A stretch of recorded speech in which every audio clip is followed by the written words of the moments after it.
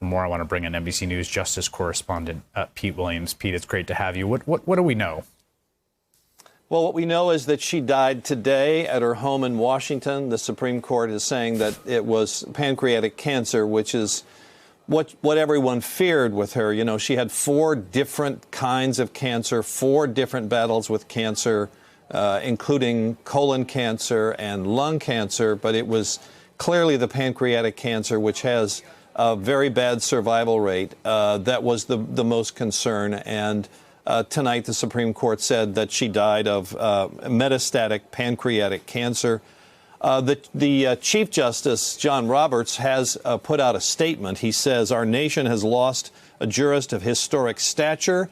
We at the Supreme Court have lost a cherished colleague. Today we mourn, but with confidence that future generations will remember Ruth Bader Ginsburg as we knew her, a tireless and resolute champion of justice."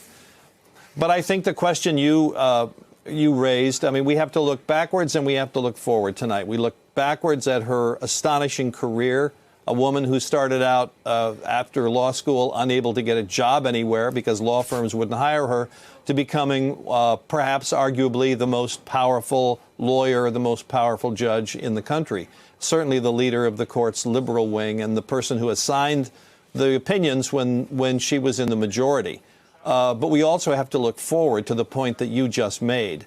I think there's little doubt that the president, clearly they've been prepared for this at the White House. They've been thinking about people because of the health concerns about Justice Ginsburg for the last several months. They've been thinking about having to have somebody ready to go.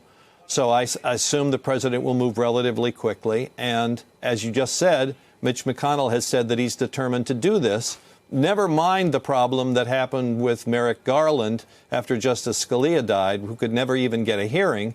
And the question is, I think the questions are twofold. You know, can the Republicans do this with the schedule that we face with the elections coming up? But secondly, even if they can, do they have the votes? Remember how close it was for Brett Kavanaugh.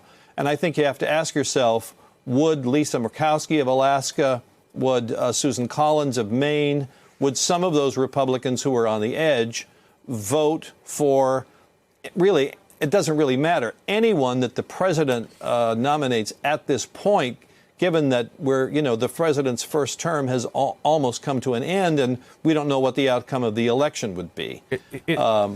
So I think that's a fair question that we have to ask. The other thing is just a practical matter.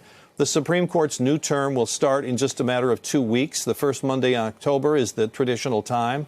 And so what it means is we're going to have a Supreme Court that will have an even number of justices. And the last time that happened, when Justice Scalia died, the court kind of scales itself back.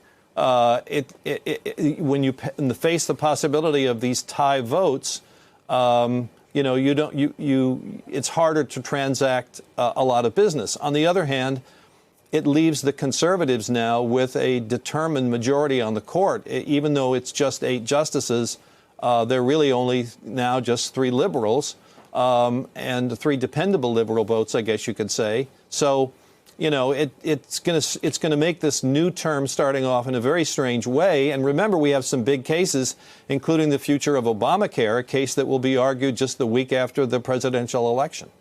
We should also note, of course, that, as we saw in 2000, when famously Bush v. Gore went up to the Supreme Court, and that was decided by a razor-thin 5-4 majority with Ruth Bader Ginsburg in that dissent, in that decision, that protracted election litigation could very likely end up at an 8-person Supreme Court, if that's what it is, if that seat has not been filled, which would create a situation in which a tie would, if I'm understanding this correctly, uphold lower court decisions. But that would be an entirely novel set of circumstances.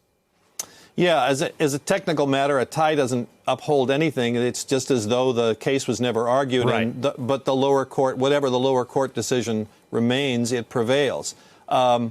So that's right. That's another thing to have to worry about in this coming very strange term. One more thing that it seems sort of necessary to point out here, just because of her life and legacy, is that Ruth Bader Ginsburg was a very committed both before and after being on the court, champion of abortion rights.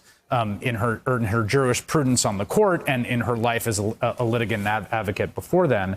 I think it's fair to say that there's never been a kind of confirmation battle or opening that will so squarely put Roe v. Wade and abortion rights in the crosshairs or spotlight as a kind of national referendum as this one, particularly because Justice Roberts did side with the liberals in the one big abortion case in this past term, striking down a Louisiana law very similar to a law that had been struck down by Texas. So you now have a situation where it's just inescapably, it's always the subtext and sometimes the text of these battles, but inescapably so, it would seem to me, in this situation. Well, if President Trump, in fact, is able to put her replacement on the court, it'll be the biggest change in the Supreme Court's lineup in decades.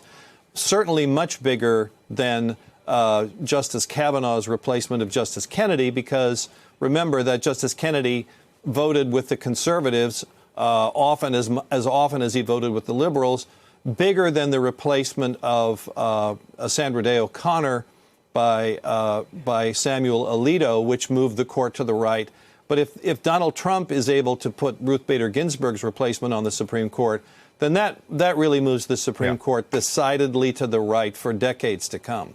That would be a huge change in the Supreme Court's jurisprudence.